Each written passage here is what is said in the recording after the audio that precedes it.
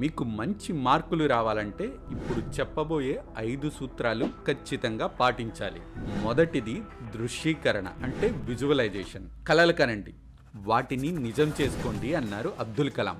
అంటే ఏంటి? మీరు ఏం సాధించాలనుకుంటున్నారో దానిని విజువలైజ్ చేసుకోండి, అది సాధించినట్టుగా ఊహించుకోండి. మీరు టాప్ ర్యాంకర్ అయ్యారు, మీ ఫోటోతో హోర్డింగ్లు, మీ గురించే టీవీల్లో వార్తలు. ఇలా ఒక్కసారి విజువలైజ్ చేసుకోండి. మీరు మీ లక్ష్యాన్ని సాధించడానికి కావలసినంత బూస్టింగ్ ఇక్కడి నుంచే వస్తుంది. 2, అవకాశాలు తీసుకోండి. అసలు మీరు ర్యాంకులు కొట్టాలంటే ఏం చదవాలి, ఎంతవరకు చదవాలి, మీరు ర్యాంకులు కొట్టేందుకు ఉన్న అవకాశాలు ఏమిటి అనేది ఒక్కసారి అన్వేషించండి. పాత క్వశ్చన్ పేపర్స్ ఒక్కసారి తిరగేయండి. తరచుగా ఎలాంటి ప్రశ్నలు వస్తున్నాయనేది గమనించండి. వాటి మీద ఎక్కువగా ఫోకస్ పెట్టండి, ప్రాక్టీస్ చేయండి.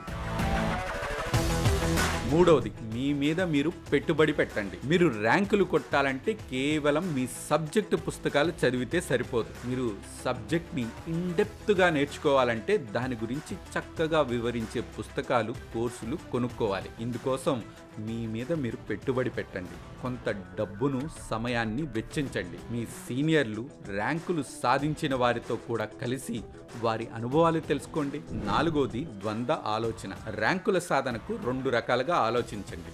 1, ఫోకస్ థింకింగ్. అంటే ఏదైనా చదివేటప్పుడు, నేర్చుకునేటప్పుడు పూర్తిగా ఫోకస్ పెట్టండి. 2వది, లాజికల్ థింకింగ్. మీరు ఏదైనా చదివేటప్పుడు అర్థం కాకపోయినా ఇది ఇంతే అని ఫిక్స్ కాకుండా అది ఎందుకలా అని లాజికల్గా థింక్ చేయండి. అప్పుడు మీరు చదివేది, నేర్చుకునేది అర్థవంతంగా ఉంటుంది. 5, ఆరోగ్యాన్ని నిర్లక్ష్యం చేయకండి. ర్యాంకులు కొట్టాలని రాత్రింబవళ్ళు కష్టపడి ఆరోగ్యాన్ని నిర్లక్ష్యం చేసుకోకండి. ఎందుకంటే మీరు చదివింది మీ మైండ్ బాగా ప్రాసెస్ చేయాలంటే దానికి ఆరోగ్యం కూడా చాలా ముఖ్యం. మీరు ఫిజికల్గా, మెంటల్గా హెల్దీగా ఉన్నప్పుడు మీ మైండ్ కూడా మీరు చదివింది బాగా క్యాప్చర్ చేస్తుంది.